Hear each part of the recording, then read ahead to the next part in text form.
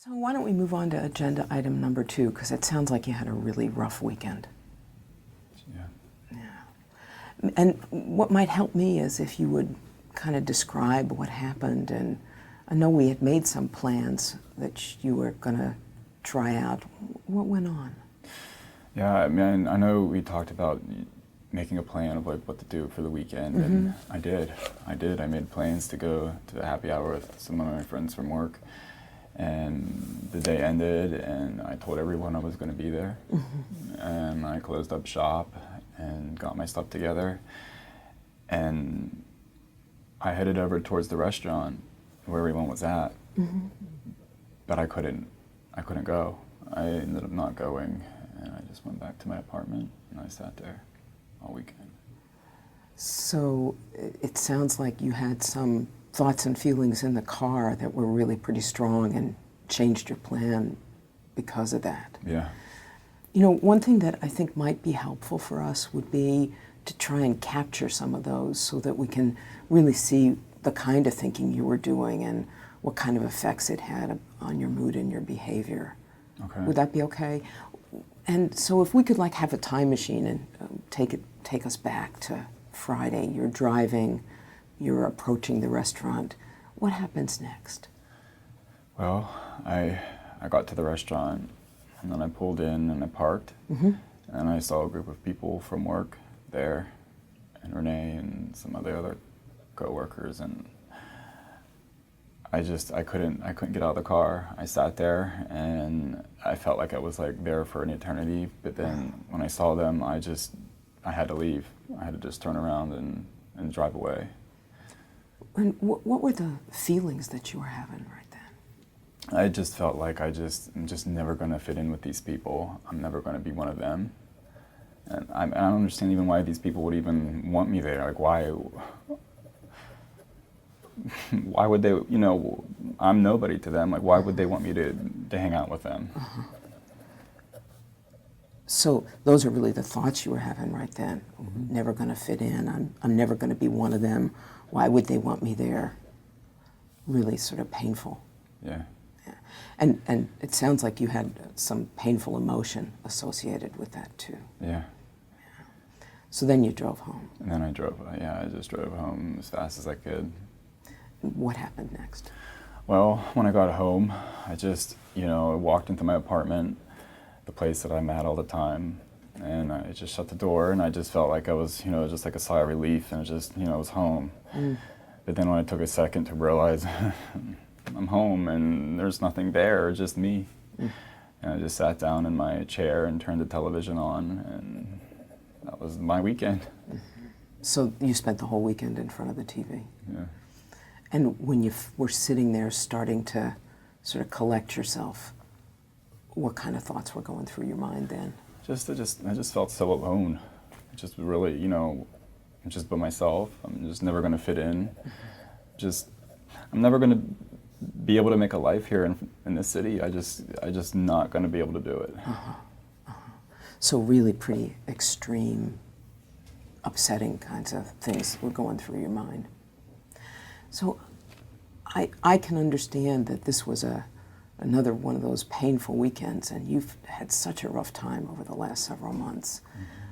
I'm wondering if we could try a little something different here and really try to take a look at some of these thoughts that you were having.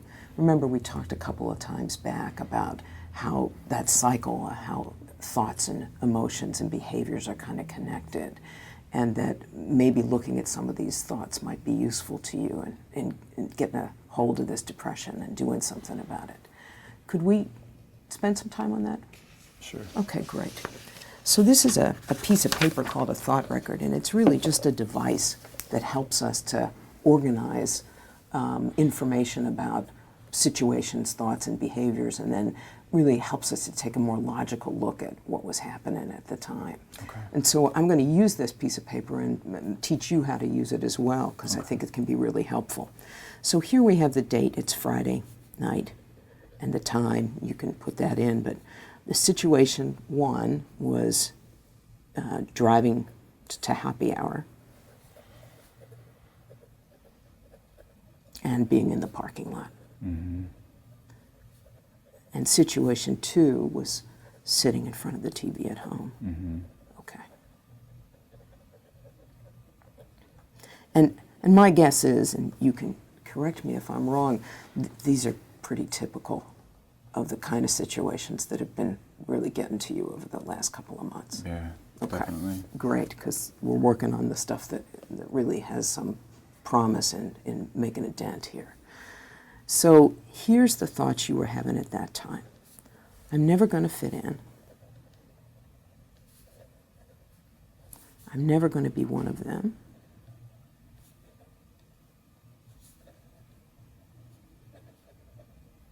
Why would they want me here? Yeah.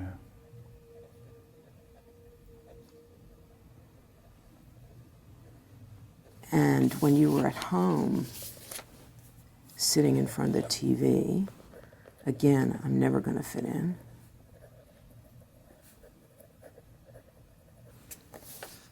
I'm so alone.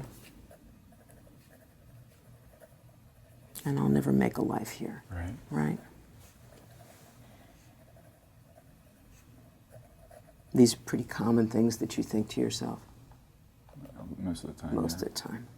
And when you have thoughts like this, they generate a fair amount of emotion, it seems. What emotion? Just sadness, Really sad. alone. Mm-hmm. Feeling I'm so lonely. Mm-hmm. Okay. And when you had that sadness on Friday night, on a scale of 0 to 100, how strong was it? It was up there. It was probably like 100%. 100% in the Yeah, parking lot. Absolutely. How about when you were at home? I mean, it wasn't quite at that point, but I would probably say it was up there on 95%. Okay. That little bit of relief that you Little got, bit, yeah. right? Just having the The edge off a pressure little off. bit, yeah. And when I look at these 3 thoughts, I'm never going to fit in, I'm never going to be one of them, why would they want me here? Which one of these was associated with the sadness the most? I'd probably say that I'm never going to fit in. Okay, I'm going to circle that one. And if I were going to rate the percentage that you believed that thought, 0 to 100, what would that be? 100%. 100%. Really strongly Yeah. believe that.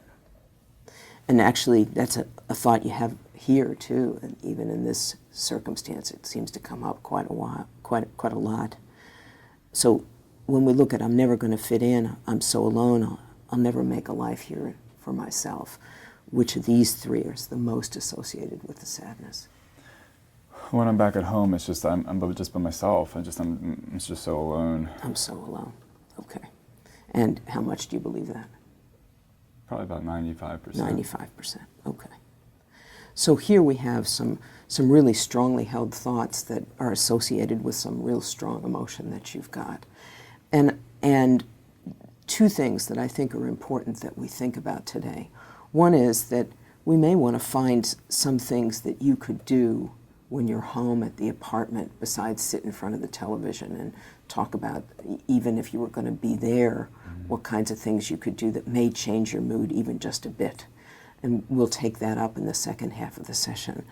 But I wonder if we, right now, could spend a little time looking at this particular thought, I'm never going to fit in, because it seems like a pretty extreme perspective. It's one of those kinds of thoughts that if we were to examine it, we might get some relief for you by taking a look at how true that is. Would you be willing to do that?